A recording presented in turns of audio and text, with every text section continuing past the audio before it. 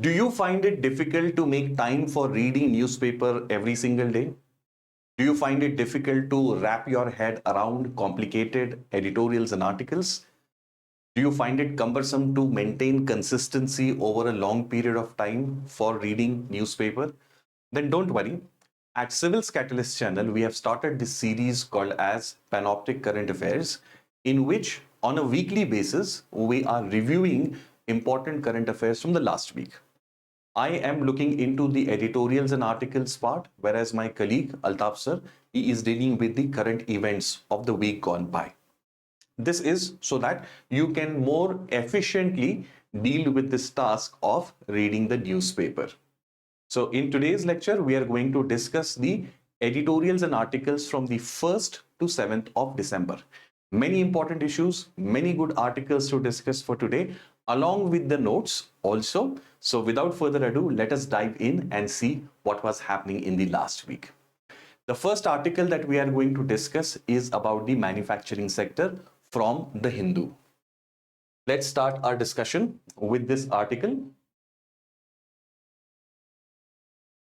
Okay, so the article title reads, Building on the Revival of Manufacturing Sector.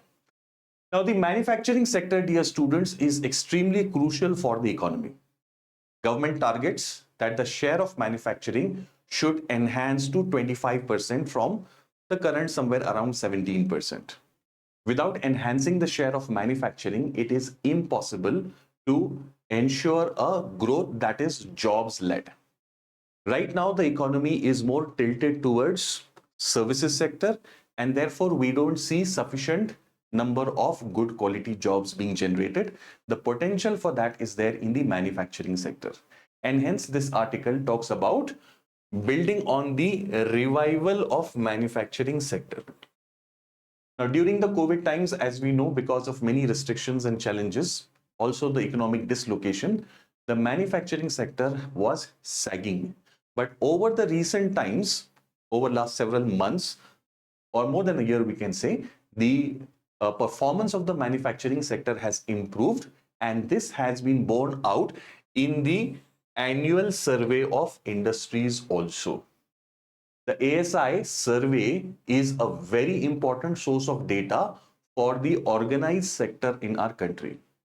Organized sector of organized manufacturing sector basically deals with those factories or units which employ 10 or more workers and use power. So this is one part of the condition, or there are 20 or more workers, but the factory does not use power, then that factory or that unit will fall under manufacturing, organized manufacturing sector as such.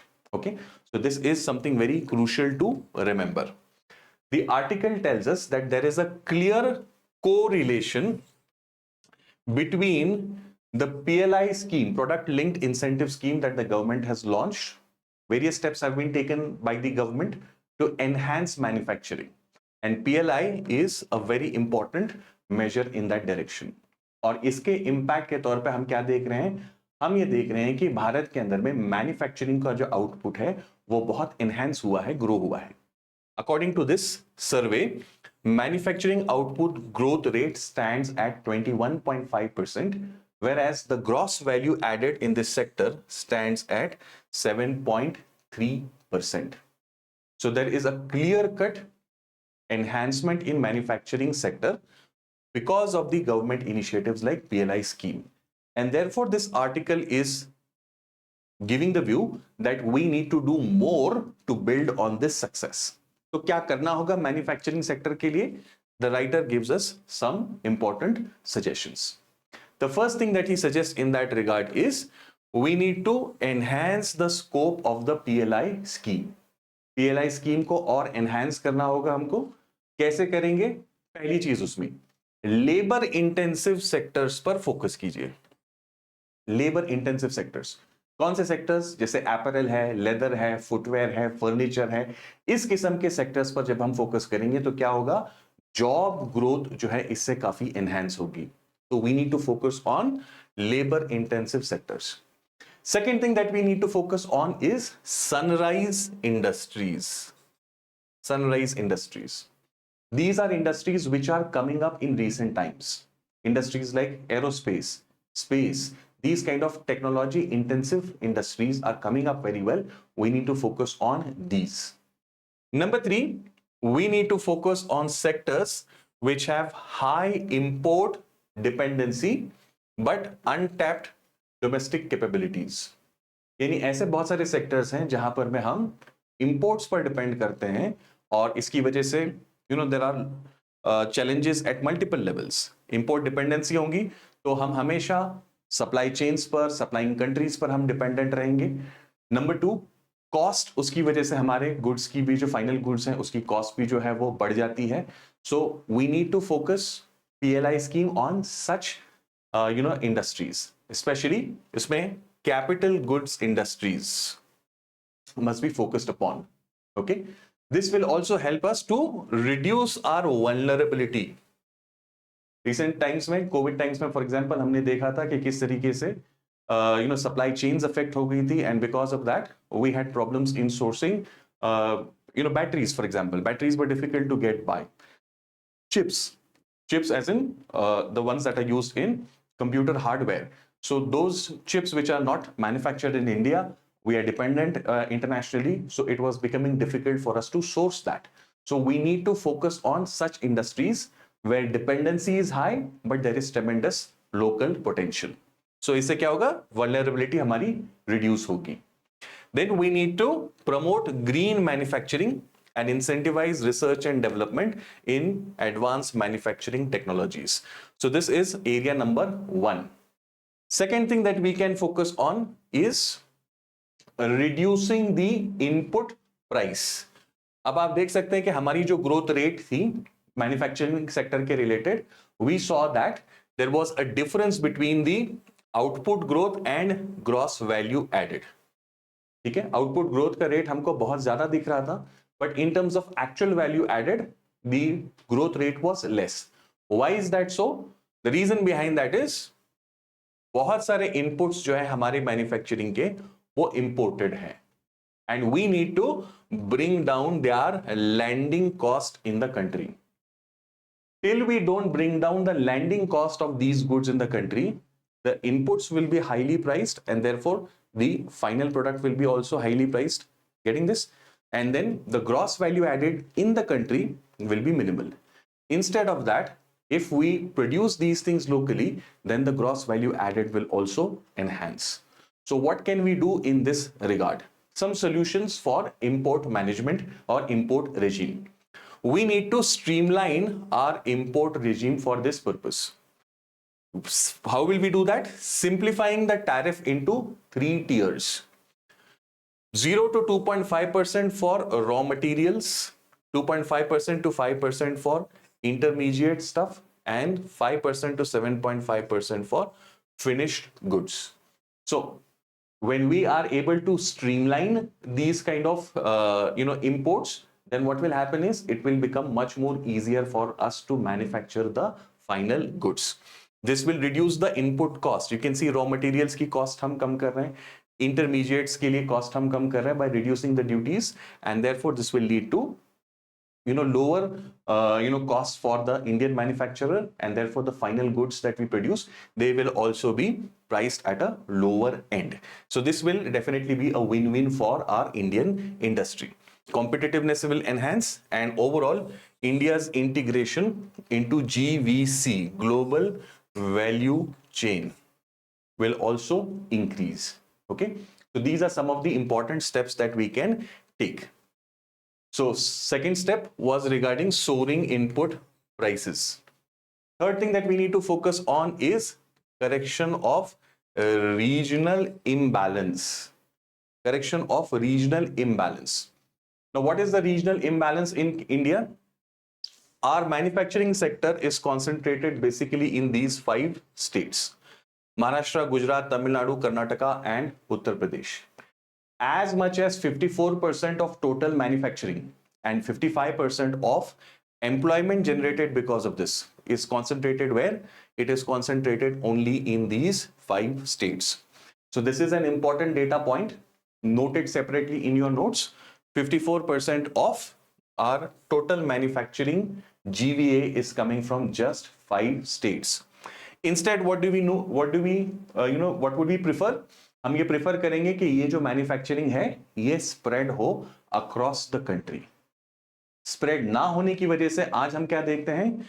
Equitable development is hindered or hampered.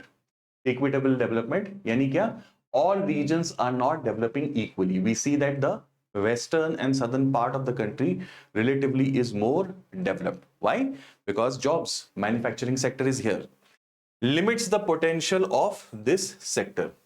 Since it is concentrated in these areas only, what is happening is that the potential of manufacturing is not reaching its fullest flourish. Just imagine if, like these 5 states, we would see that all the states in the country are having similar level of manufacturing activity. You can imagine how much of how much of our potential we'll be able to use then. So what do we need to do? We need to implement reforms so that all the regions of the country can see the similar level of manufacturing growth. What kind of reforms? So we have to focus on fundamental factor market reforms. Okay, any kind of venture, any kind of business, it has certain factors that go into it. Okay, factors of production. Now these factors of production, they are relatively more accessible in certain regions of the country. So we need to ensure that across the country we implement reforms and make them easily accessible in other parts also. What kind of reforms are needed for this? We need reforms in land reforms, labor, power, developing of infrastructure, and promoting investments. The more we do these things, the more it will be easy for other regions also to implement, or to lay out a red carpet for the manufacturing sector. Okay, so that was third area that we wanted to talk about. Fourth area is micro, small, and medium enterprises. MSMEs play a very crucial role in our country. They contribute as much as 45% of India's manufacturing GDP. Can you imagine that? 45%. And in terms of employment, 60 million people get employment because of MSME sector. But we need to extend the benefits of PLI to the extent possible to micro, small, and medium enterprises also. कैसे करेंगे इसको? We need to tailor PLI incentives to accommodate MSMEs by lowering capital investment thresholds and reducing production targets. Right now, these bottlenecks, or you can say these limitations of the scheme, do not allow the entire MSME sector to benefit from the PLI scheme. तो हमको क्या करना पड़ेगा? PLI scheme की जो criterias हैं उनको थोड़ा सा वाटर डाउन करना होगा ताकि और ज्यादा माइक्रो, स्मॉल और मीडियम एंटरप्राइज भी इससे फायदा उठा सके. Then the next thing that comes is participation of women. Women or women empowerment and development of women is a very crucial theme when it comes to the civil services exam, and rightly so. So it's very important that whenever some issue related to women is in the news, we must thoroughly prepare it from multiple perspectives. Women's empowerment entails their participation in the labor force also. If you see, today the participation of women in India's labor force is relatively less as compared to similarly placed countries. If our labor force participation of women is enhanced, then the country will rapidly move on the path of development. According to World Bank report, South Asia Development Update, this is by World Bank, it says that India's manufacturing output could enhance by as much as 9% if more women join the workforce. Over the recent times, there has been slight improvement, but not to our satisfaction. Overall, China के साथ अगर आप compare करेंगे, या for that matter other similarly placed countries, developing countries also, our women's labor force participation rate is less. So what we need to do? We have to implement certain measures that will encourage women to come in the labor force. Okay, hostels, dormitories, childcare facilities, if we are able to provide these near the factories, then women's participation in the labor force will enhance tremendously. Right now, women face many practical challenges. Okay, what is not mentioned over here is also, sexual misconduct, exploitation, glass ceilings at workplace. All of these things limit the participation of women. So for that reason, we need to ensure if women feel safe, they feel comfortable, it is easier for them to work by ensuring many such reforms are implemented. अगर ये सब हम कर पाए तो we will be able to enhance our share of manufacturing, जिसका बहुत ज्यादा potential है. CII estimate ये कहता है that potential to rise India's manufacturing sector's share from 17% to 25% by 2030-31. As much as 17% to 27%, and 27% by 2047-48 if reforms are implemented. So this is again another good data point that we can remember, dear students. So this is tremendous potential that our manufacturing sector has, provided we implement the reforms. Okay, so this was the article regarding manufacturing sector. Now let us see the next important and major development, which is in context of the Finance Commission and the demands by certain states, especially southern states. This was an article written by a sitting chief minister from Tamil Nadu. He has spoken about the concerns of the southern states. So let's talk about what are their concerns.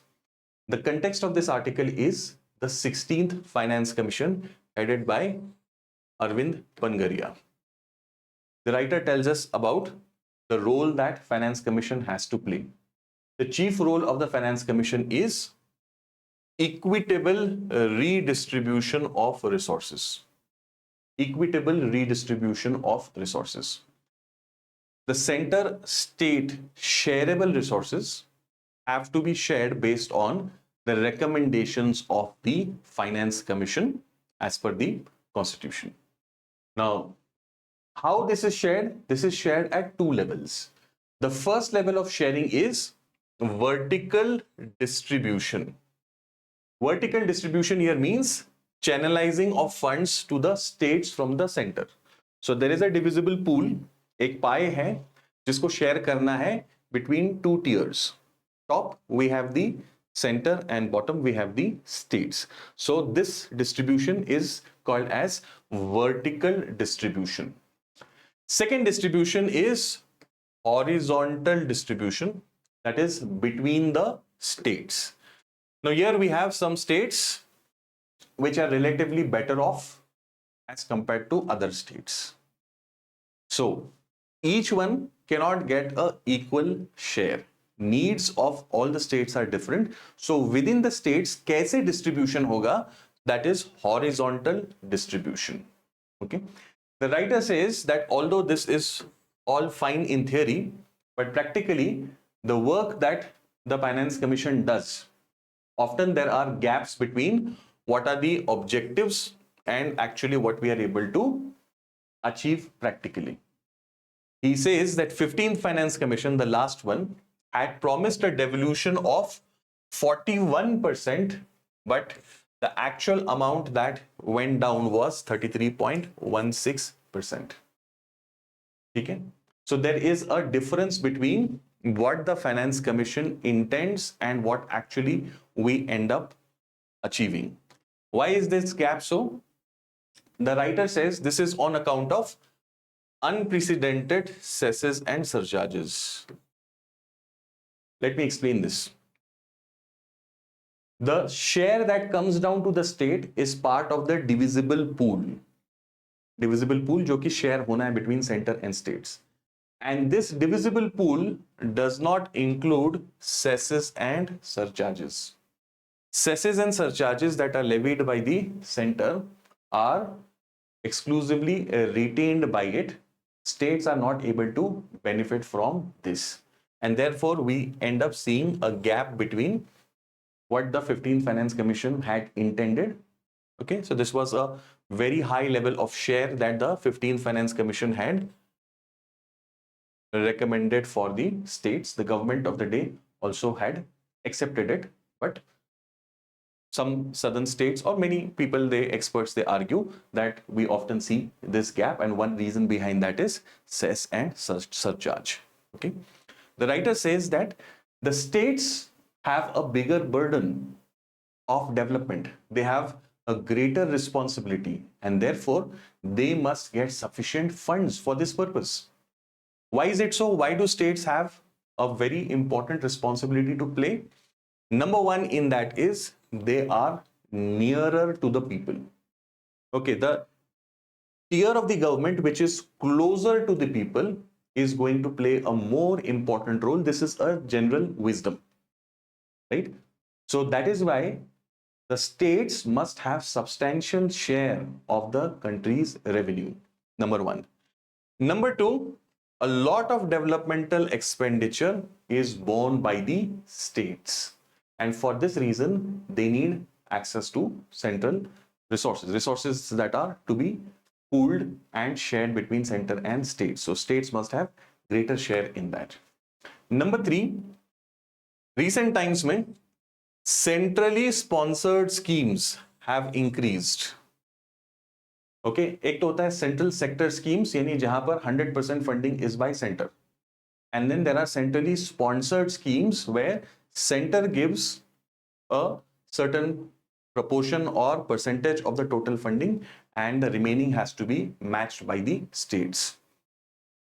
In such cases, the burden of the state increases, and with more and more centrally sponsored schemes coming, the writer argues that states are now feeling more burdened because of it. So they need more resources. And then how much? A fair and equitable share should be somewhere around 50% is what the writer argues. This is the first issue. First issue is about vertical sharing, and that vertical sharing should be more equitable. It should be somewhere around 50%. The second issue is horizontal sharing between the states.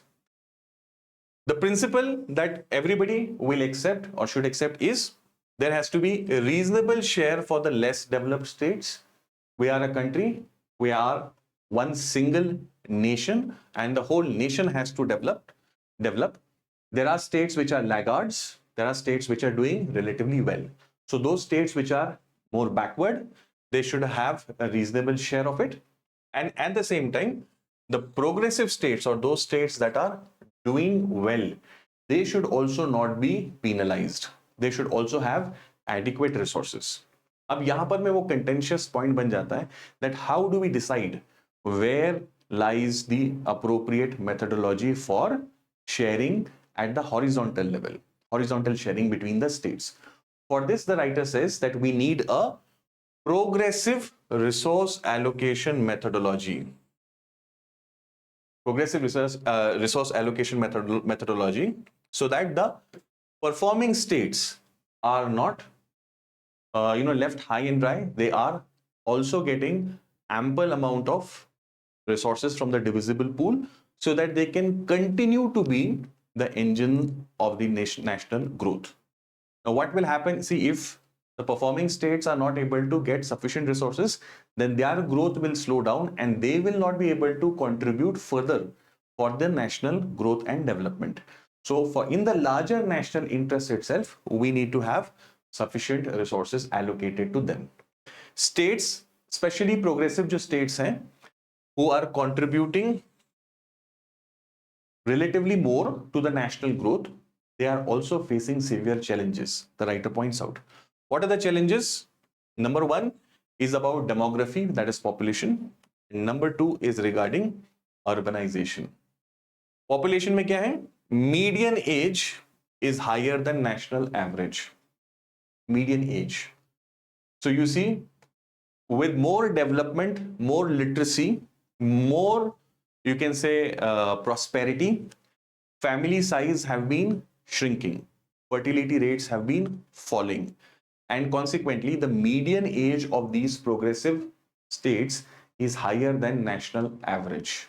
Okay, so therefore it is very crucial that these states they achieve or reach a level of prosperity that will help them to remain progressive in future also. Otherwise what will happen is that they will be burdened with more challenges and there will be lesser growth. अभी जैसे जैसे ageing बढ़ता जा रहा है वैसे वैसे cost of supporting this aging population is rising. So this is an important issue that is being discussed at multiple levels. Cost of supporting this aging population is increasing. So we need to do something so that these states become, in the future, in the long run also, they remain progressive and they remain, more prosperous. States' capacity to generate consumption-based tax revenue is also now declining. So in the long run, these states are going to face economic challenges. They will possibly land up in something that is referred to as the middle income trap. Middle income trap. That is, before you actually become rich, okay, your economic capabilities develop some bottlenecks which do not allow you to go to the next level. So in case of southern states with more and more population aging, yes, they have reached certain level of prosperity, but with aging population, they will have less of labor force, more burden in terms of the supporting costs, and consequently, they will not be able to reach the next level of prosperity. This is middle income trap. This writer and earlier in a previous article, a very nice quote or a phrase has been used to succinctly talk about middle income trap, which is they will grow old before they grow rich. Growing old before becoming rich. So this is a very good catchphrase that you can have in your note, and whenever we are talking about middle income trap and such other challenges, तो वहां पर मैं आप इस phrase को use कर सकते हैं. ठीक है? So let's see now the next article.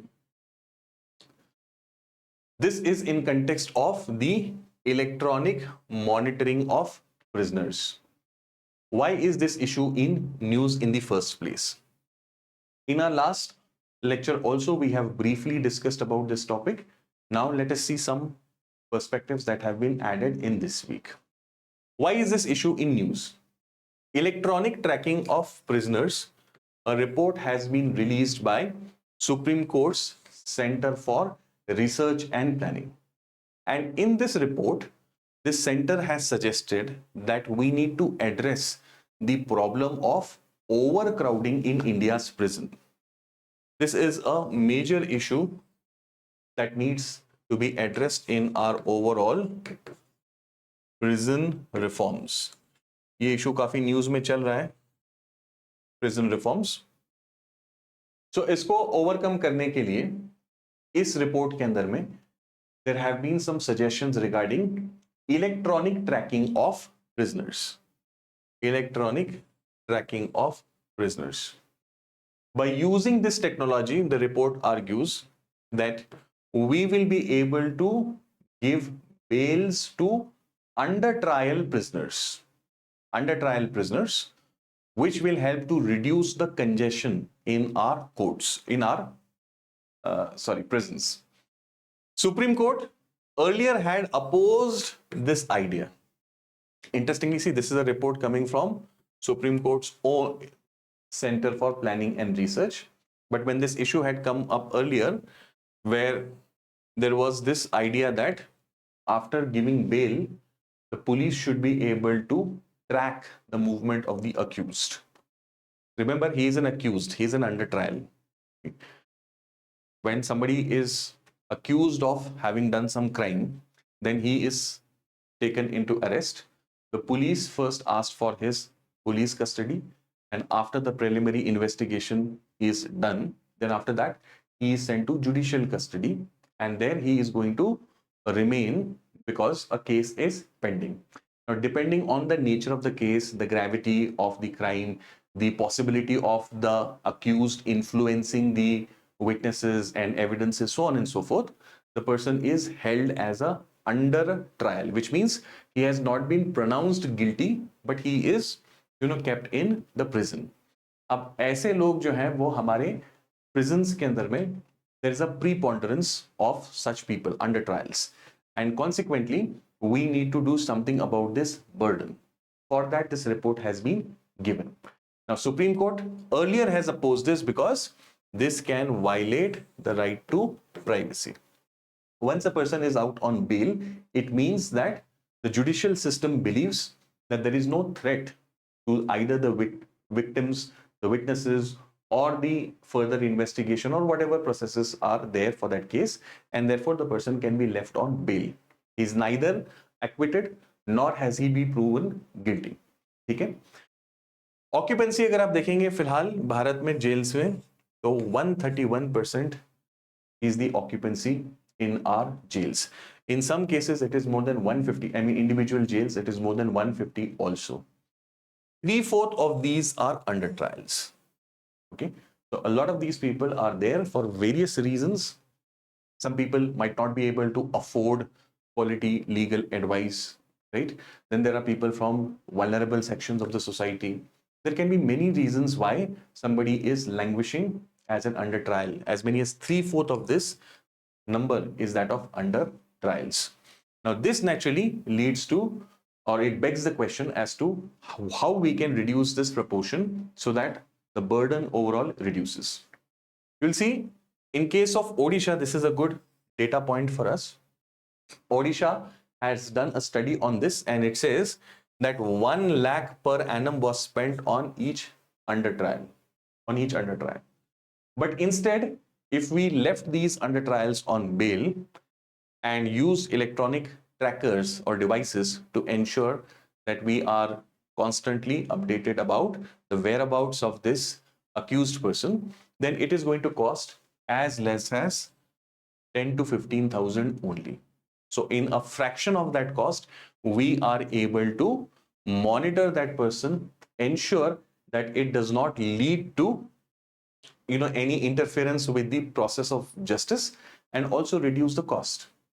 अब इतना ज्यादा जब ऑक्यूपेंसी है हमारी जेल्स के अंदर में, so you can imagine the living conditions over there. So for this reason we need to do something about it. United States के अंदर में these kind of ideas have been experimented with, and let us see what has been their experience as such. Electronic monitoring is essentially incarceration by another name. E-carceration is what a lot of experts who have studied this have opined. So it is as if the person is for legal purpose out on bail, but he is still in the jail. He is electronically in the jail. So it is a nuanced legal point, dear students. जब किसी बंदे को bell पर छोड़ा जाता है, so we are assured that that person cannot interfere in the process that is there ahead of whatever the law will take its due course.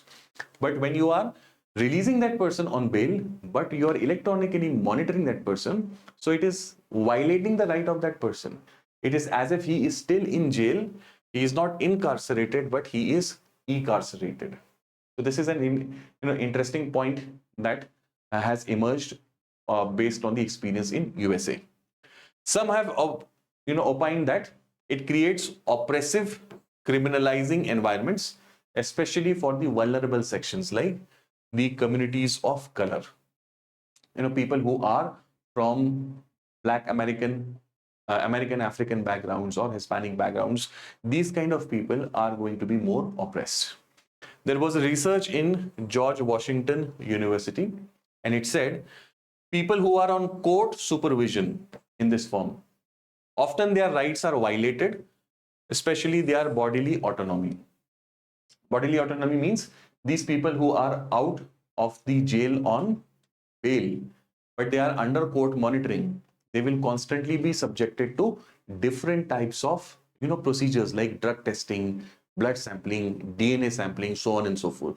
Very often, the law enforcement authorities, they invade their homes, as in they go to their homes to do the mandatory home visits, and these kind of home visits are violative of their privacy, of their dignity, so on and so forth. Now, what is true for America in terms of their Black American African people or Hispanic people, in India also, not on the racial lines, but definitely on other identity lines, we have vulnerable sections. So we have scheduled castes, we have scheduled tribes, we have OBCs also, we have in India the minority communities also who are disproportionately represented. So similar kind of situation the writer is trying to posit can happen with India's vulnerable section as well. One. So challenge क्या है इसमें? Benefit तो is very obvious. Decongestion of jails, reduction of cost, right? The person is the under trial person is able to move on with his life, so on and so forth. But there are challenges. First challenge is vulnerable sections such as SC, ST, so on and so forth, who are overrepresented, they can face similar type of situation or harassment. Second is the stigma that is associated with this kind of tracking. Now, when a person is wearing a device in the hand, for example, now that person will be visibly identifiable as somebody who is on bail. Actually, this person's dignity is violated. His job prospects will get affected because of that. In the family also, there will be a sense of humiliation because of it, so on and so forth. So this stigma is second issue. Third is the issue of privacy. Article 21. Monitoring the whereabouts of that person through electronic means violates the privacy of the person. Fourth point is the issue of consent. Okay? I hope you're understanding, guys. These are the important perspectives. Debate-based question agar aayega, whatever stand you take, this way or that way, yes, it should be used or no, it should not be used, you have to address these points. A lot of students get confused. They feel that balanced answer means that you say, okay, this is also right, this is also right. No, balanced answer does not mean that. Balanced answer means that you have a specific opinion on that debate. You put forth your supporting points and also counter the other side's points. Okay? दूसरे side के जो points हैं उसको जब आप counter करेंगे तभी आपका ओपिनियन जो है वो बैलेंस्ड और रोबस्ट बन सकता है. Okay? If on the other side there is some valid point, you will have to address it. Accept, okay, partially this is valid, but these are the concerns. Okay? And then reassert your opinion. This is what you are supposed to do in opinion-based questions. ऐसे भी उसी तरीके से दोस्तों.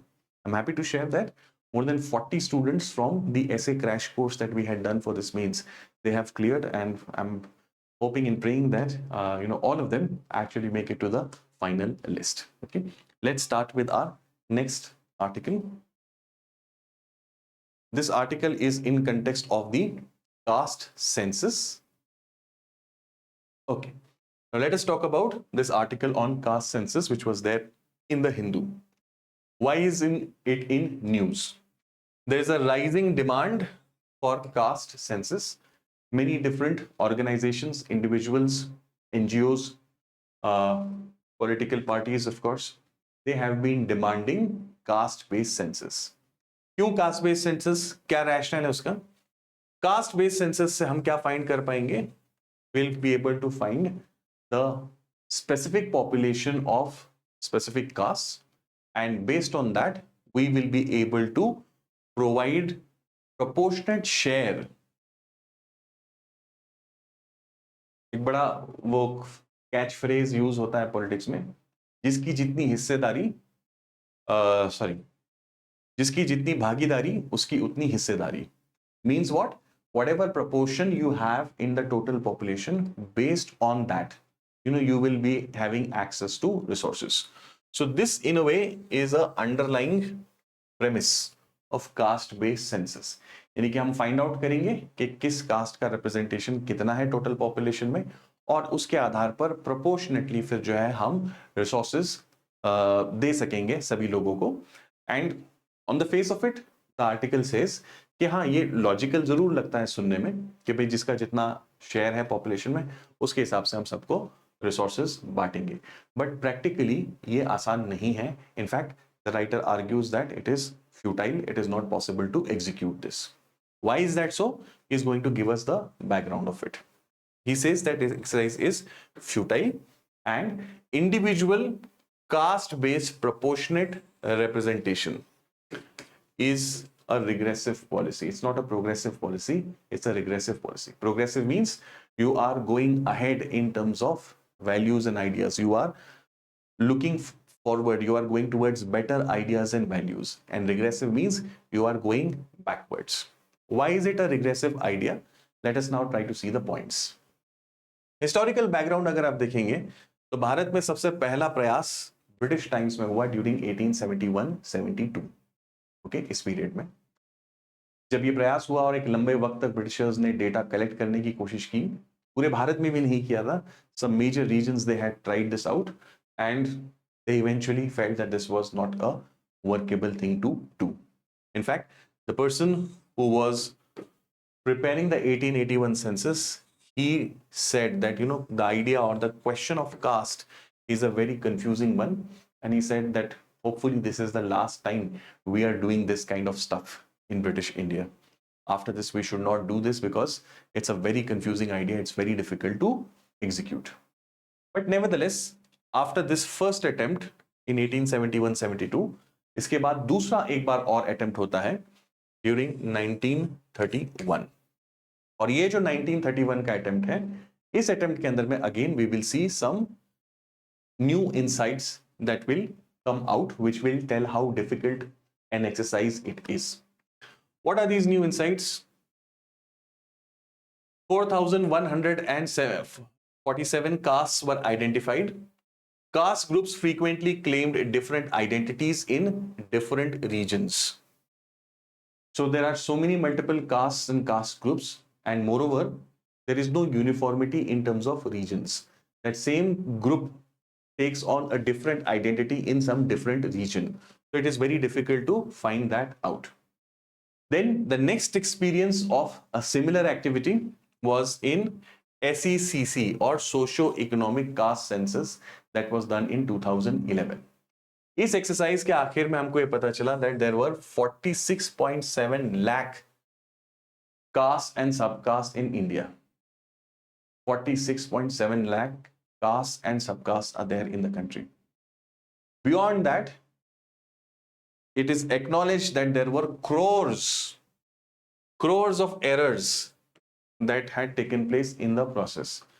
So you can imagine how difficult and complex a task this is. Forget about the social complications that it will, generate in due course. The practicality of it, the administrative part of it itself is so difficult. Recently, we've had controversy over identification of Hijra and Kinnar communities as a caste list in Bihar. So there are these multiple difficulties that we'll have to face. Okay. Now, based on the experiences of what we've done thus far, we see that this is a very difficult exercise to do. क्यों difficult है? पहला reason, upward mobility claim. Upward mobility claim. Caste ये एक hierarchical structure है, और जब भी कहीं हायरार्की होती है, human beings always prefer to be at the higher end because it gives you a more elevated or social status. So there is a likelihood that respondents will identify with social groups with higher prestige. And this is what had happened between 1921 and 31, where a lot of people had identified with what we are called as so-called higher castes. Why is that so? It's very obvious. People want to associate with those identities which have more prestige. So this is quite possible. Second challenge in this kind of an exercise, contradictory claims. Different members of same community respond belonging to different social categories. So how will you deal with this? Same people, but they are identifying with different categories. This is a challenge. Third is also downward caste mobility claim.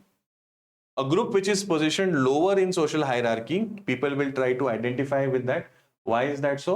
Because of potential benefits, affirmative actions.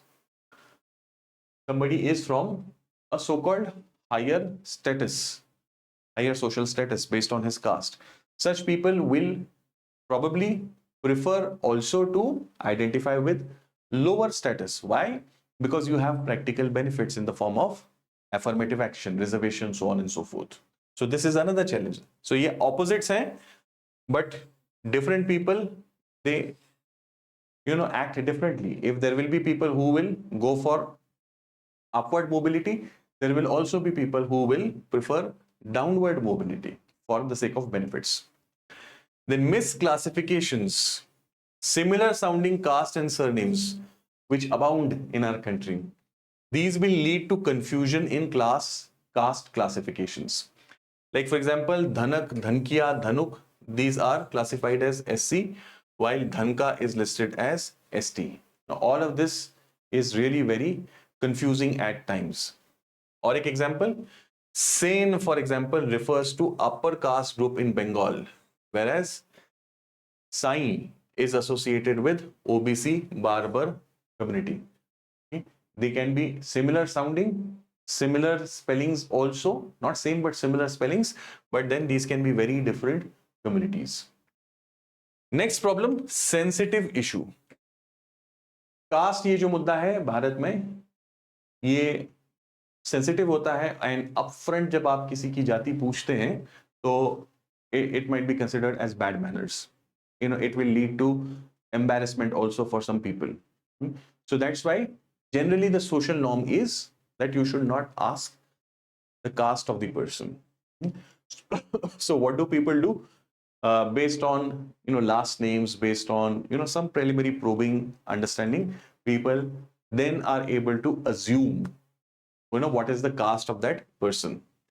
And this can very well happen with such surveys also. It's a practice, social practice. It is ingrained in our psyche, in our mannerism, in our norms. So the respondent will also be uncomfortable, the surveyor will also be uncomfortable, and therefore what can happen is जो हम normally social interaction में करते हैं, assumption based हम find out करते हैं what is the caste of that person. So this can lead to assumption based recording of the caste. This will be very, very dangerous. Lastly, impractical and regressive. Last challenge, impractical and regressive. अब इसमें writer has given us hypothetical data. There are so many thousands or lakhs of castes, and suppose there are 1,000 posts, for example UPSC 1,000 posts. Now for example we imagine that there are 4,000 castes. Now 1,000 posts to be shared in 4,000 castes, how are we going to go about it proportionately? Is it even possible? So proportionate, the idea of proportionate sharing of all the resources is practically impossible to execute. It will only lead to more conflict, more confusion. That is the whole submission of this article. अब ये चलता रहेगा थोड़ा सा ये issue, and as and when we get more articles, we will keep on refreshing our idea in that context. Okay, sure. Let's go ahead. The next article is regarding research security. Research security should be national priority. What does this article talk about? ये article कहता है कि भारत 2047 तक विकसित भारत बनने का सपना रखता है और डेवलप्ड कंट्री बनना, विकसित भारत बनाना, इस गोल के लिए science and technology is going to play a very crucial role. All the countries of the world which have developed, one common thing in case of all those countries is that those countries have been leaders in terms of science and technology. So role of science and technology is going to be very, very crucial. So we are going to invest a lot of our resources in developing science and technology. But as we enhance, our involvement in terms of more and more latest and strategic science and technology, we will have to be particular about some things. There are some concerns that we have to factor in while dealing with advanced technology. Over the recent times, we have seen foreign interference in different types of technological developments. IPR thefts, intellectual property thefts, insider threats, cyber attacks, many such problems we have to face when we are advancing on this path of developing strategic science and technology based capacities. Breach of security. In such cases, when we are developing our science and technology, breach of capacity अगर हो जाती है, breach of security, I'm sorry, then it can lead to compromise on national interest. Like for example, you are developing some very critical technology and hackers from some other rival nation are able to get access to it. So all the efforts that you have taken and all the plans that you had for that technology, all of that can be rendered irrelevant if breach of security takes place. It can also then delay technological advancement. Say for example, now this is not the best of examples, but just to convey the idea, when Iran was developing its nuclear capacity, Israel had this concern that Iran can become nuclear armed, which will be a threat to Israel's existence. So Israel used, it does not accept, but then widely believed that it used Stuxnet, which infiltrated the Iranian nuclear establishments, and all of that technological gain that they had made was wiped away using this sophisticated technology. Okay, cyber warfare. So this kind of thing can lead to delay in technological advancements. It can expose sensitive data to exploitation by foreign actors. So all of this means that we need to be careful or particular about something which is referred to as research security, which the article is basically about. Research security. What is meant by research security? It is about safeguarding scientific research from threats to confidentiality, economic value, or national interest. Safeguarding of our country's scientific research. Safeguarding our country's scientific research. So just as we will protect our physical assets, we will protect the territorial integrity of the country. On similar lines, now we have to brace ourselves. हमको तैयार रहना पड़ेगा to protect what? To protect our advancement in terms of science and technology also. क्या करना पड़ता है इसके लिए? What all does it entail?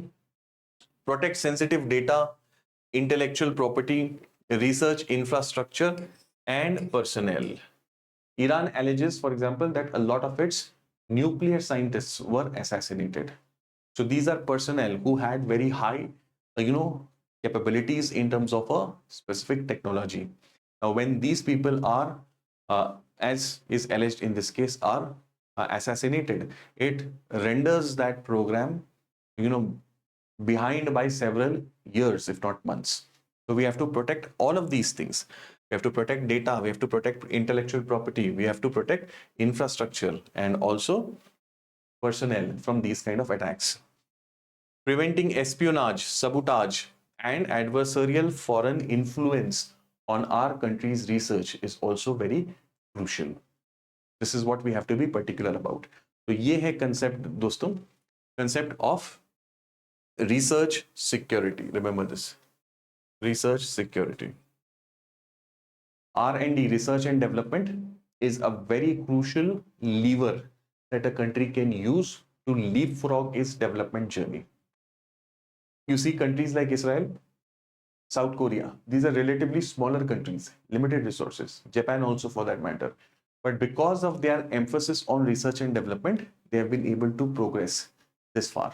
Similarly, in case of India also, if we want to progress, then we will also have to be particular about our research related security.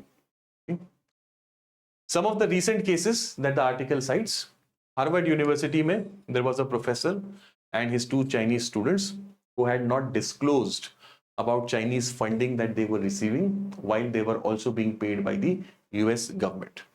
Similarly, COVID-19 vaccine research, when that was going on, there were attempts to steal that vaccine research also.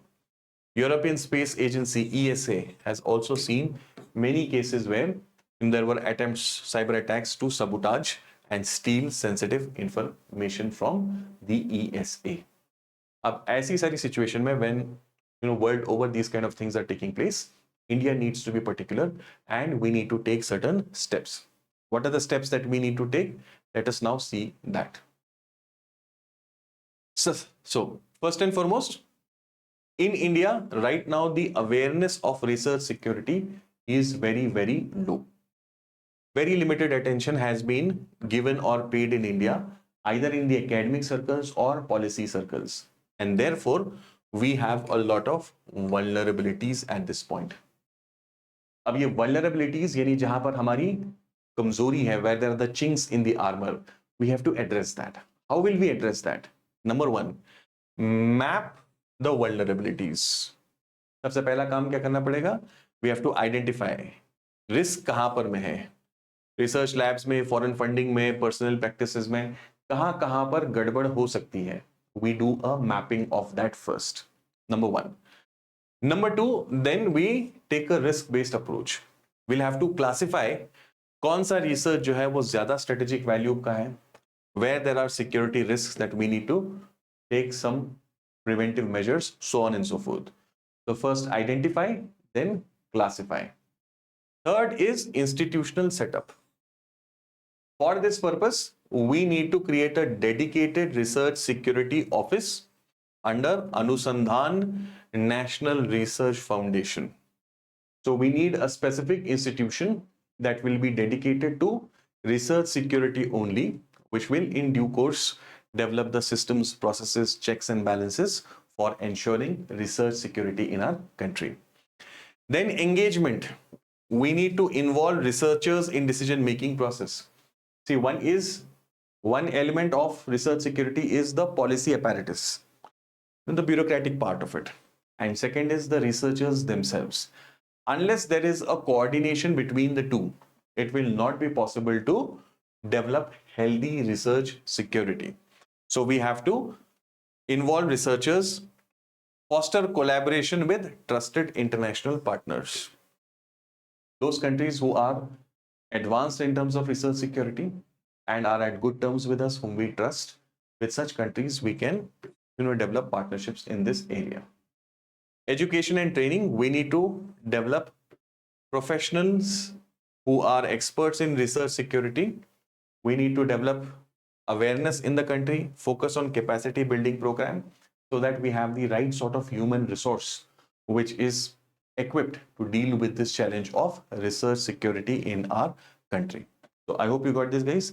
Now see, these are solutions or ideas. Now if you see this article, underlying ideas are very fungible. आप ये ideas को और भी दूसरे problems में use कर सकते हैं.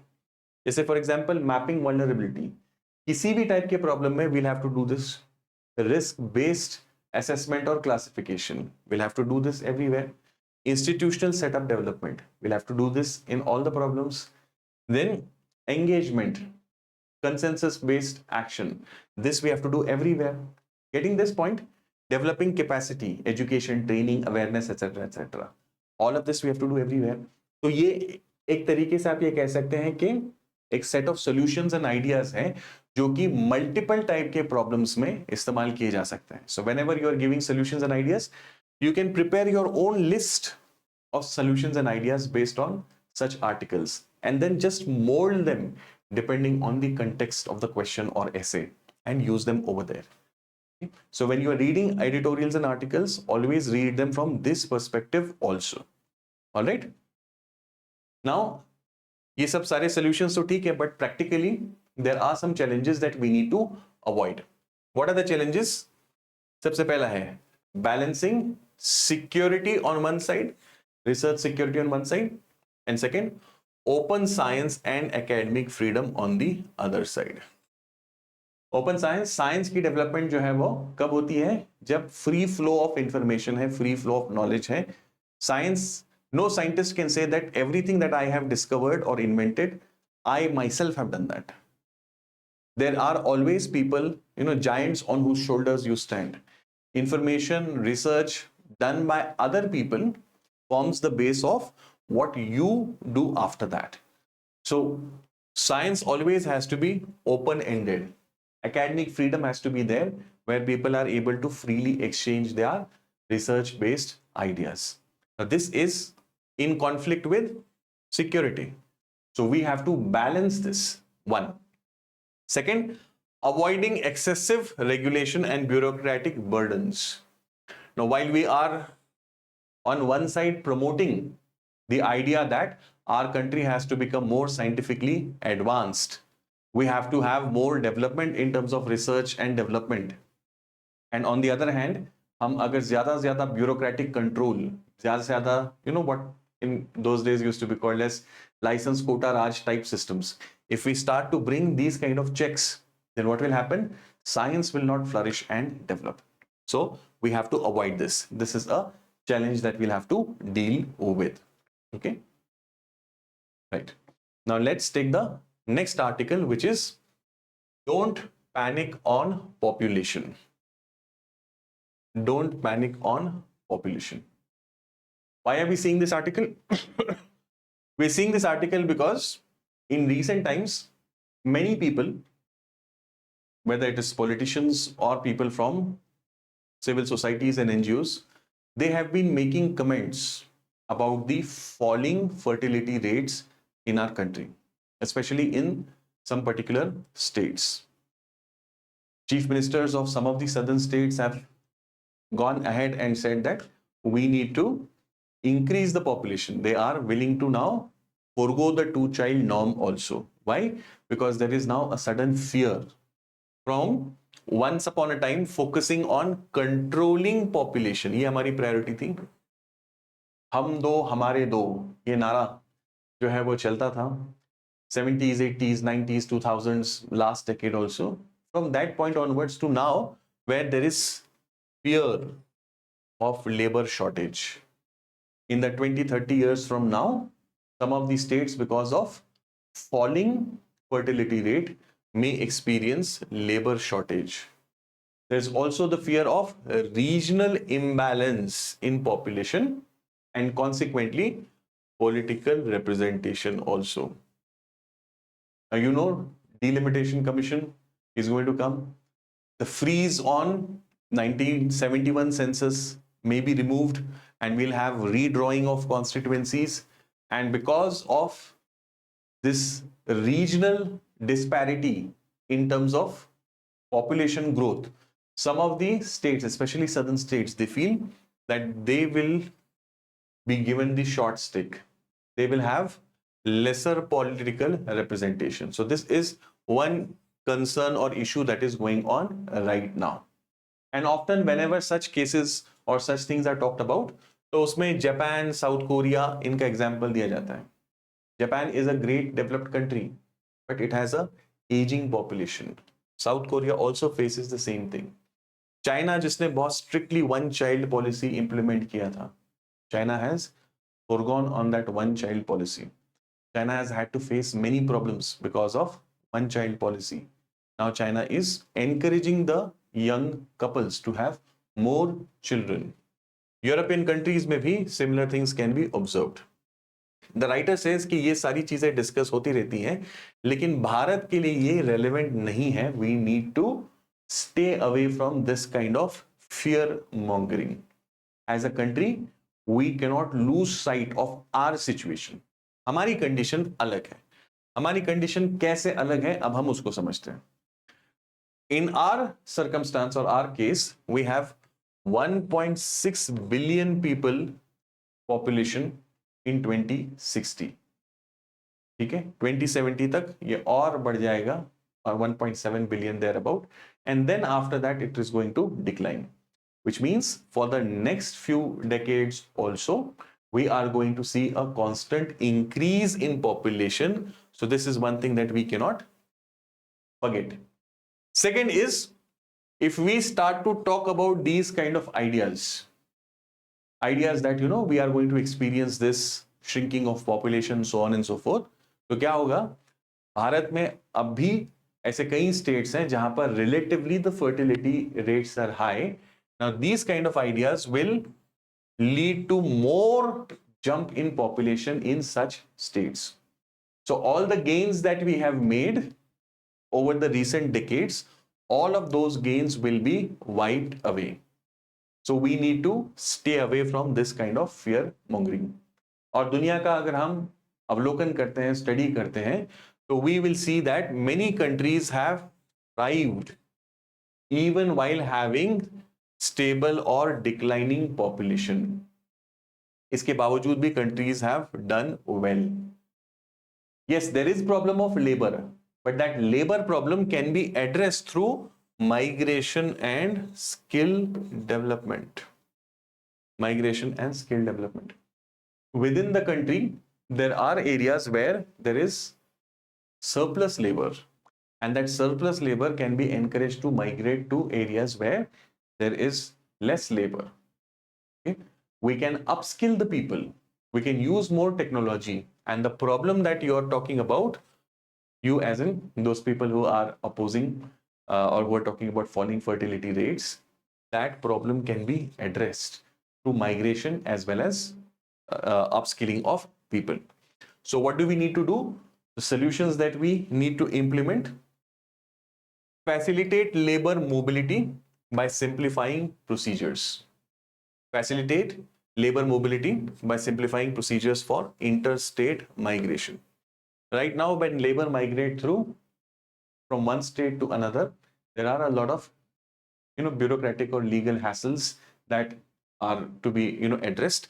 We need to simplify this. The labor market of the country must be integrated. It must be open and free for all.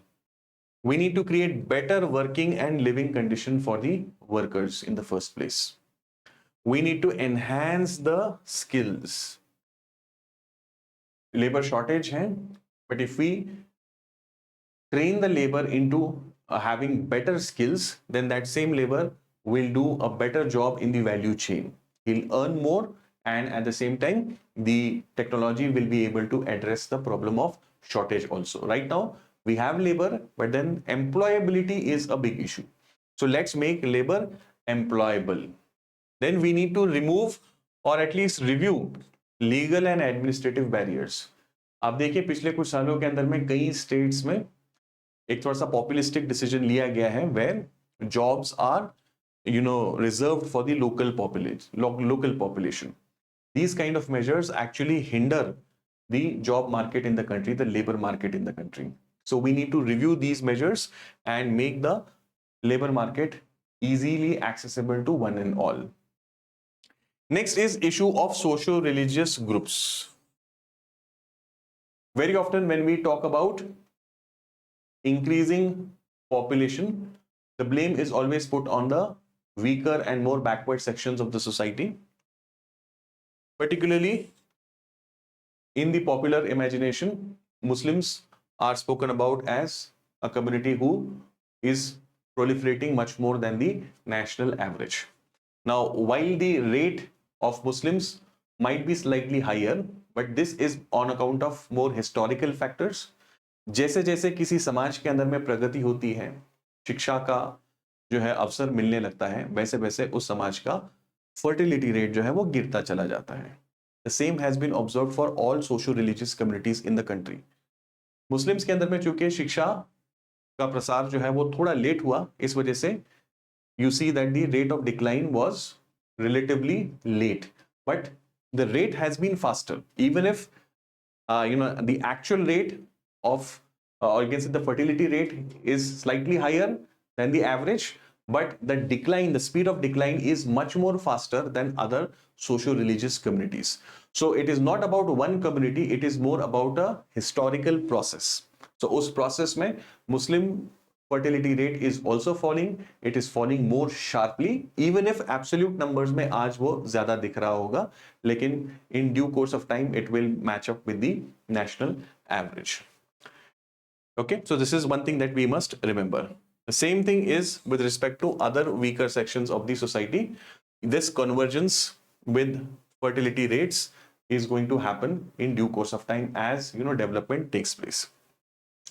So this is about socio-religious communities.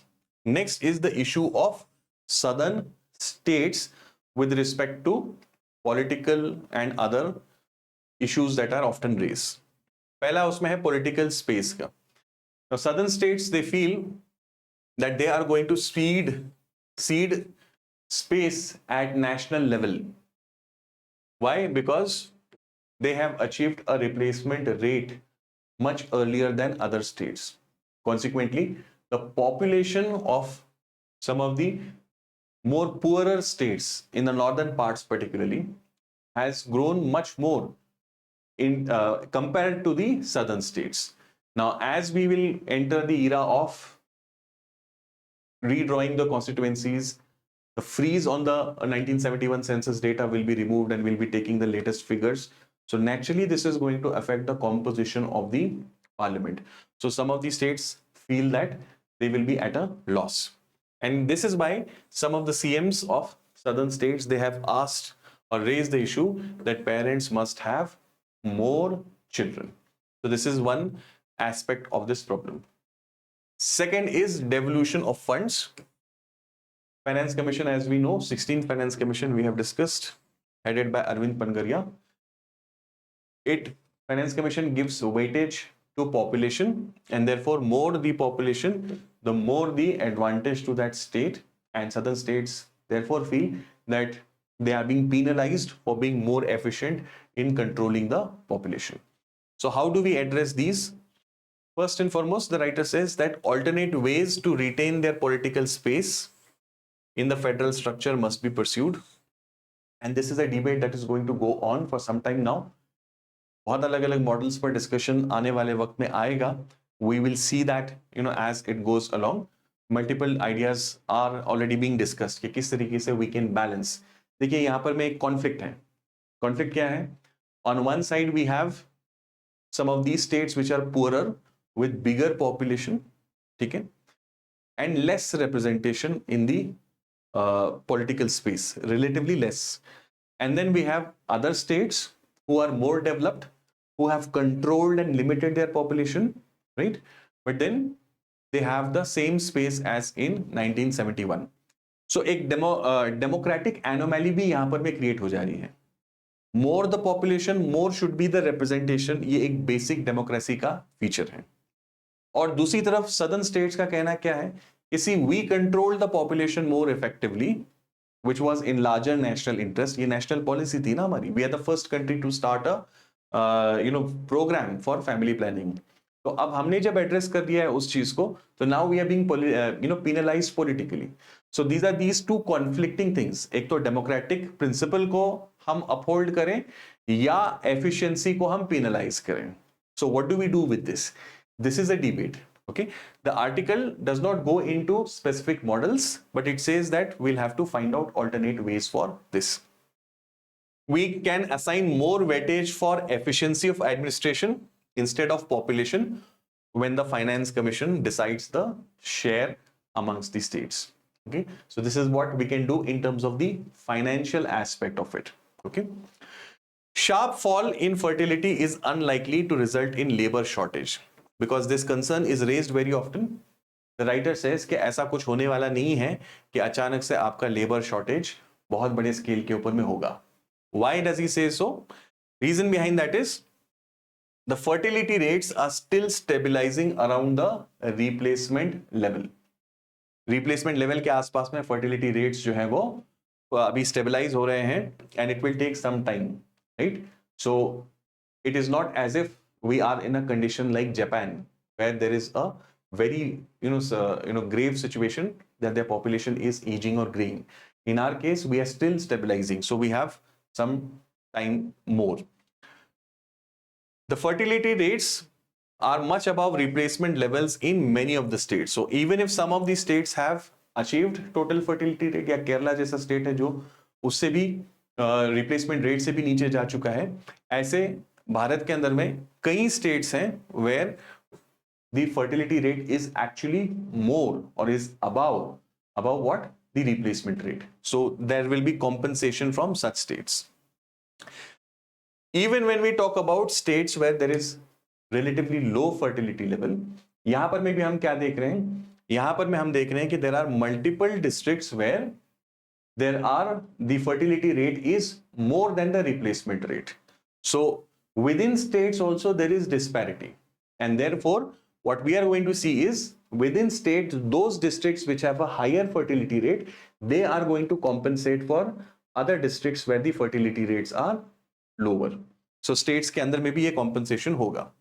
And then we always have the option of migration or mobility.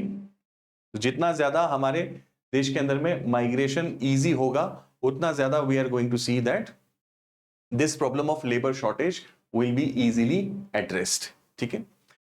Then women's labor force participation. In our country, we see that labor force participation rate, female labor force participation rate, LFPR, female F labor force participation rate, LFPR, is relatively lower than most similarly placed countries. So for that reason, we need to address this problem. जैसे जैसे ये transition होगा, यानी total fertility rate जो है हमारा कम होता चला जाएगा, वैसे वैसे विमेन के लिए अपॉर्चुनिटीज ओपन अप होगी. So this is going to lead to something positive as a spin-off effect. We will see that more women will get opportunity because of this. Work opportunities and health for the elderly. So this is one area that we have to address. As the total fertility rate will keep on falling, we will have a population which is more elderly.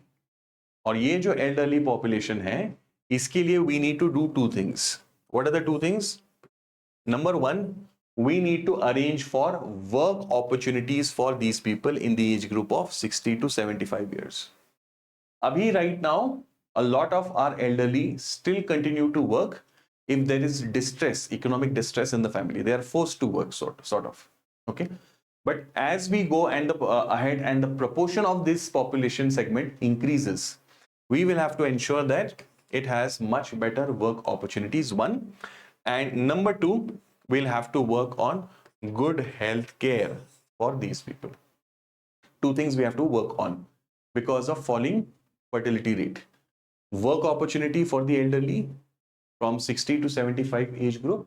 And second thing, as they age, naturally there will be more health concerns or complications. So we will have to address those health concerns or complications also.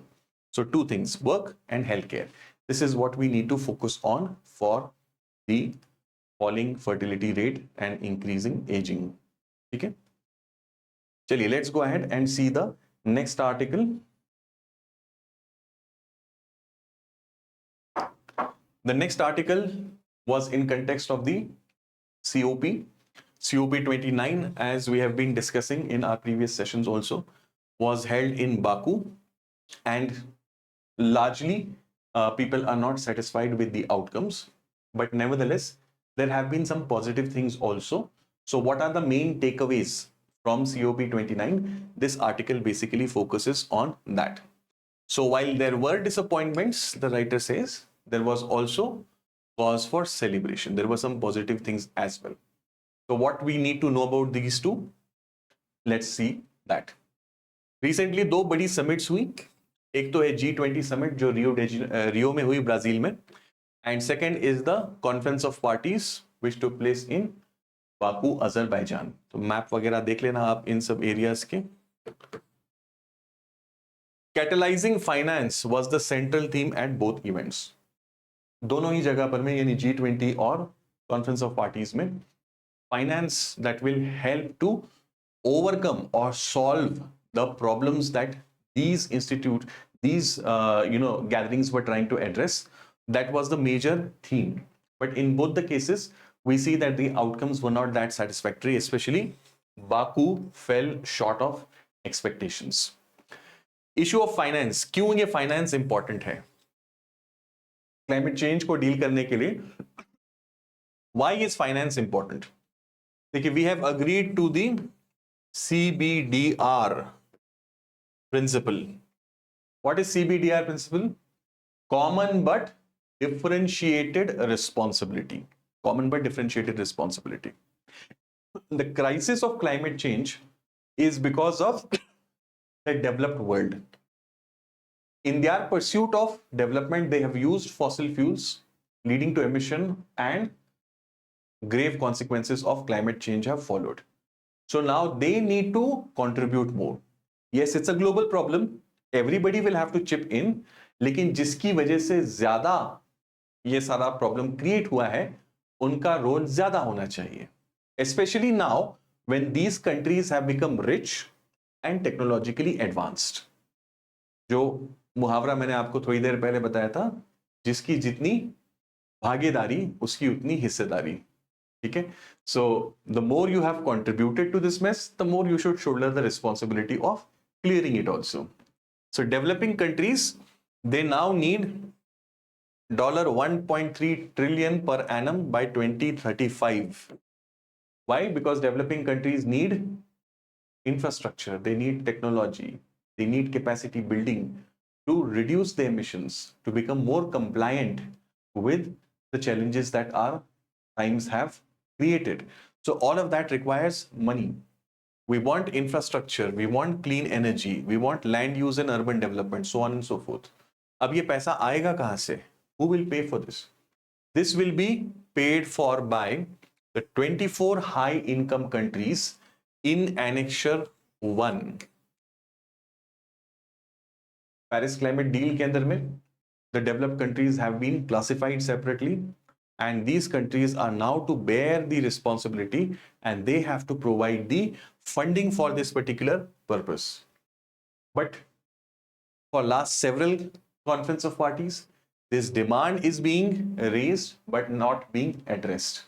And at Baku particularly, the hopes that these demands will be addressed were actually very dim. क्यों? पहला reason, economic growth has slowed down. You see, the Western economies, since COVID, they have not really been doing very well. And consequently, they want to prioritize their own challenges before they contribute for a common cause. So economic growth ka slowdown hona. Second, they need investments, green investments for their own territories. Climate change is a global problem. It's not as if it is affecting only the tropical areas or the global south. It is affecting everybody in varying intensity though. So these countries need funds for their own investments in green tech. Thirdly, likelihood of US withdrawal. You know that there was election in USA, and that election led to Donald Trump getting elected as president for the second time. And Donald Trump has had his own ideas. He has earlier denied climate change, calling it a hoax, calling it, in a way, saying that, indirectly saying that it's a conspiracy against USA, so on and so forth. Now, he being re-elected creates a big question mark about America's commitment. In fact, the last time round he was president, he had withdrawn from the Paris deal itself. So there was big question mark over it. अब क्या निकला फिर Baku conference में? Biden administration was there at the conference for the last time. Next time it will be Trump. I mean, when he actually takes over the reins formally, you never know, like last time, he will straight away withdraw. So disappointment था outcome में. $300 billion की पहले तो commitment की गई. Instead of how much? 1.3 trillion की जगह पर में $300 billion, which is much less than what is actually needed or required. और इसमें भी ये public finance नहीं है पूरा, which means it is not as if these developed countries are going to straight away give this fund to the developing world. Instead, इसमें बहुत सारे अलग-अलग instruments use होंगे. कौन-कौन से instruments? Multilateral development banks के loans, carbon markets से generate हुआ profit, private finances भी, and all of this is actually not as attractive as public finance, which the developed world should have done. तो पहले तो कमिटमेंट ही बहुत कम की है, और वो कमिटमेंट भी पब्लिक फाइनेंस नहीं है. It is going to be mobilised through different means. So what will happen because of that? Naturally the burden will be higher on developing countries. Moreover, ये उन डेवलपिंग कंट्रीज को ज्यादा फायदा देगा which are more efficient. Like for example, if a multilateral development bank is giving a loan, whom will it prefer to give a loan to? A country which is much more financially prudent, which is having a better track record, or a country which is unstable politically itself? Naturally, more funding will go to relatively better off countries. So this is again not fair as such. Now, what are the positives that emerge from Baku? Let us see some achievements at Baku. Positives: agreement on carbon markets was made. Procedures for authorizing carbon credits, although carbon markets were existent, but now at Baku, finally, the entire structure and functioning mechanisms have been finalized. And because of this, carbon markets will be more streamlined. They will be more easily accessible for, trade across territories. Transferability of carbon credits. Okay, those have been made more streamlined between different registries. Standards needed to ensure their environmental integrity have been laid out. This prevents credits from being revoked. So ये सब की वजह से, long story short, carbon markets are now much more attractive. They are much more easily accessible and functional. Global carbon market rules also have been laid out clearly. It will help directly finance the more efficient projects. So India is going to get benefit from this. The more the global carbon market becomes functional, countries like India, which have a better track record of execution of different types of projects, where there has been relatively more discipline in terms of the commitments that have been given. So funds will flow in more to such countries. So India will definitely benefit from this. New emission reduction pledges have been made by several countries. European Union, Canada, and others, they have made new emission reduction related commitments. There's a concept called as NDC, Nationally Determined Contribution. Under Paris deal, this concept of NDC was enshrined, where every country voluntarily actually pledged that this is what they will do to counter this challenge of climate change. It was kept voluntary because अगर compulsion होता तो बहुत सारी countries उसमें से opt out करती और Paris deal ही fail हो जाती. इसलिए सभी को यह कहा गया कि आप गुड फेथ के साथ में आप क्या बेस्ट कर सकते हैं, आप उसको डिक्लेयर कीजिए. Those will be your nationally determined contribution. किसी ने आप पे लादा नहीं है, फोर्स नहीं किया है. That is NDC. Periodically countries have to become more ambitious, declare newer commitments which are better than before. So many countries have done that. EU and Canada are examples in this regard. So we are seeing some movement on NDCs also. Apart from this, Mexico, which is a big economy, it has become the latest major economy to announce the goal to reach net zero by 2050. Net zero by 2050, यानी net जो emissions हैं ये zero हो जाएंगे. Net emissions मतलब क्या? जो release हो रहे हैं एटमॉस्फेयर में, and the absorption that you are doing, when that is net off, that is balanced, okay, that is net zero. So Mexico says that 2050 is their target. So this is a major win for climate change related action.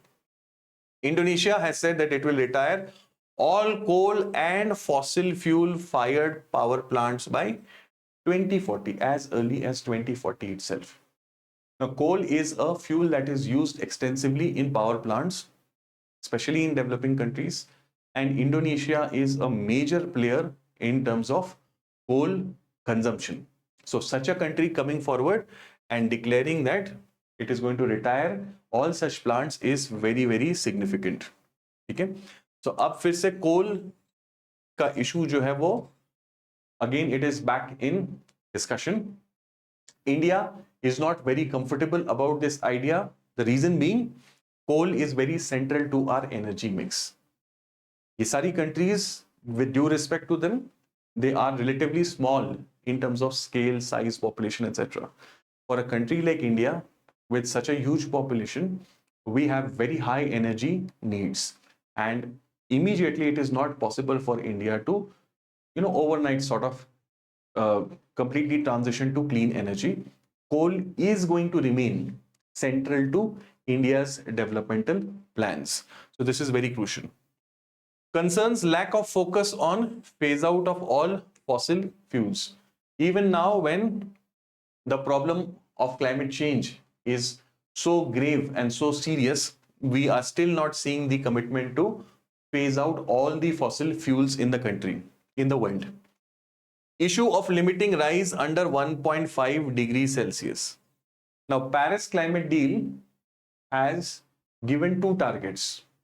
One is limiting the temperature rise to 2 degrees Celsius above pre-industrial level. ये हमारा target है.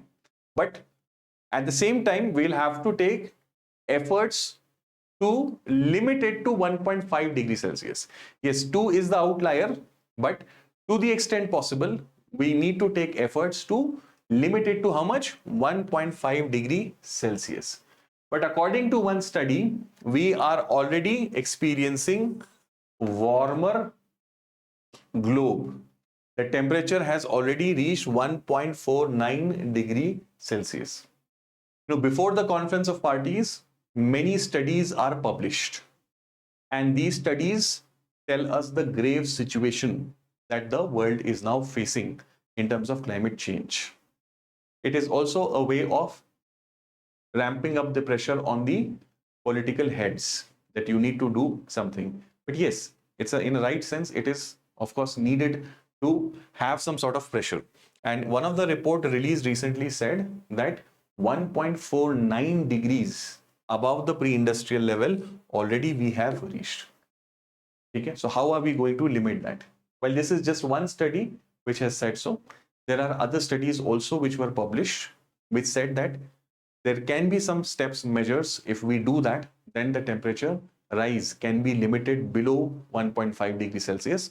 So it's not as if hope has been lost completely. There is still hope. We can still, ensure that the globe does not warm to the extent that life becomes virtually impossible. Next article is local action amidst global inaction. This article also is in the context of the Baku conference. Now let us see what this article is saying. Common but differentiated responsibility. Context दोनों का same है. Baku conference के अंदर में जो failure हुआ, as in जो achievements हम नहीं कर पाए, उस कंटेक्स्ट के अंदर में this article is there. CBDR की concept we have discussed. It is an accepted principle but it remains contentious. Developed world ने इस चीज को अग्री किया है that yes we will have to bear more responsibility to ensure that climate change does not make life impossible on earth. We'll have to do more than the developing countries. लेकिन practically अगर आप देखेंगे तो developed world continues to use fossil fuels, and it has no plans of reaching net zero before 2050. तो एक तरफ there is this talk about the developed world actually taking some steps and contributing in climate change related mitigation. But on the other hand, for all practical purposes, they continue to use unclean fuels and are also, as we saw, are not ready to part with funds and technology. So why is it so? Why, despite this commitment, developed world is not contributing sufficiently? Reason behind that, fossil fuel lobby, especially oil and gas lobby. These are very powerful institutions, companies, corporations, which do not want, obviously, these fuels to go out of usage, because without those fuels, these countries, corporations, institutions, etc., will start to lose relevance. Developed world's heavy reliance on fossil fuels. China, for example, yes, it is still considered developing for the purpose of negotiations, but for a large part of the world, they see China as a developed country now, given its scale of economy. China is also heavily dependent on coal, and so are many other developed countries. Re-election of climate change deniers. You know who he is. Donald Trump has denied climate change being a reality. He's called it hoax, he's called it many other things. So this also creates another reason for lack of commitment. Then the differential impacts of climate change on developed and developing world. On one side, developed world has contributed more in terms of the problem. But if you see, the developed world is more in the northern latitudes. And because of this reason, it does not suffer as much as the developing world suffers. So चूंकि इसका climate change का impact ज़्यादा developing world पर है, इस वजह से developed world does not take as serious steps and measures that it should. Yet the writer says ऐसा नहीं है कि global negotiations का कोई फायदा नहीं होता. There are many case studies which show that global negotiations have helped indeed to solve or overcome this problem.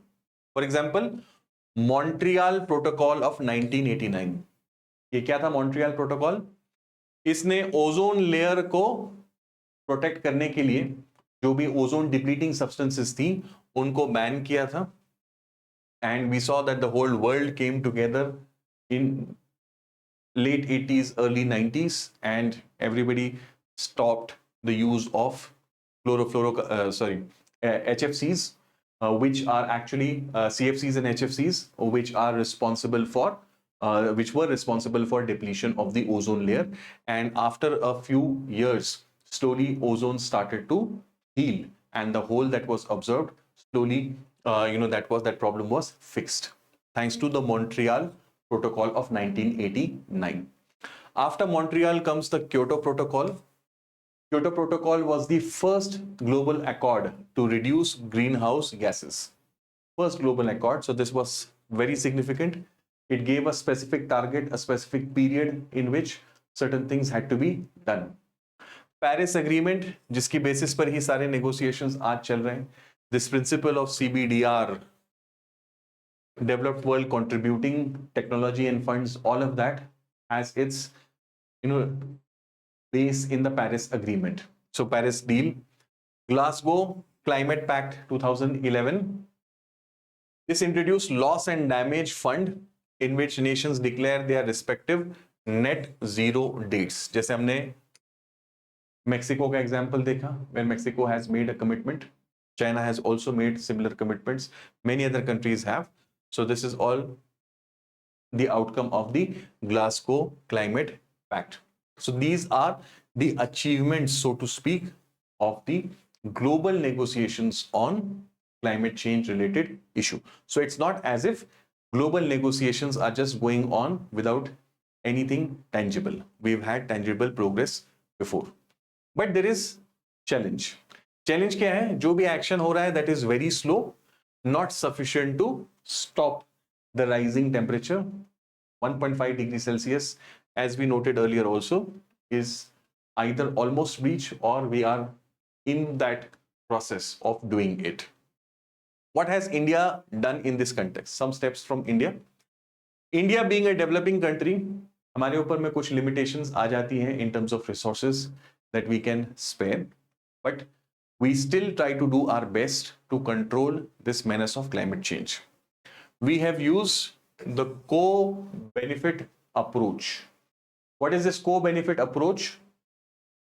Co-benefit approach means we are trying to address multiple things through one step. So climate change भी address करना है, and at the same time it should lead to something very tangible for our growth story. When these two meet, when our growth related ambitions they meet with climate change related steps, then we are going gung ho about it. For example, प्रधानमंत्री सूर्य घर मुफ्त बिजली योजना. प्रधानमंत्री सूर्य घर मुफ्त बिजली योजना. What is this about? Households are given subsidies to install rooftop solar panels and thereby addressing energy poverty and access. So both the things are addressed over here. On one side, we have access to energy, which is so crucial for households, for their safety, security, for their growth, so on and so forth. And at the same time, it also helps us to address the problem of climate change. Similarly, we have Prime Minister Electric Drive Revolution in Innovative Vehicle Enhancement, PME Drive. PME Drive, this is a step basically for adoption of zero emission vehicles, different types of vehicles. Then we are now coming up with India Carbon Market also, which will mobilize funds for improving energy efficiency and emission reduction in our industries. So in this manner, India is actually trying to dovetail two things: climate change along with our growth or development related aspect. Okay, so this is what we are actually trying to do. Way ahead, while a global consensus is elusive, यानी हम कोई global action नहीं ले पा रहे हैं, लेकिन local और national actions दुनिया भर में हमको देखने मिल रही हैं to deal with climate change. And then we have a good last concluding line that can come in multiple types of answers, essays related to climate change. We'll read it once. Sustained efforts in emissions mitigation, mindful consumption, aligned with mission life, a greater emphasis on developing resilient infrastructure and communities, and implementing effective heat action plans to address extreme heat will be essential. Okay, so these kind of statements, more conclusive kind of sentences which give a broad perspective on the problem at hand, they come in very handy when we are writing answers and essays. So you can try to construct these kind of things while writing answers and essays. Okay. So we have covered a lot of articles today, dear students, editorials and articles. There are more, but then given that certain duration or you can say length of a video is more optimum for the students as well as for better outreach, I will limit my session for today till this particular article. The notes will be available on the Telegram. You can download it from the Telegram channel. The link for that is Civils Catalyst. Search this Telegram channel, follow it. You will get many updates about the exam and many value-added stuff over there. And please stay connected. Do keep following the channel, and of course, like, comment, share, subscribe, so that we can, we can keep connected over the period of time, and also it will enhance my reach to other aspirants of civil services exam. On that note, I'll close the session for today. I'll meet you in my next session, which will be on Sunday, coming Sunday, where we will once again deal with the articles and editorials of this week. Thank you very much for joining me today. Take care.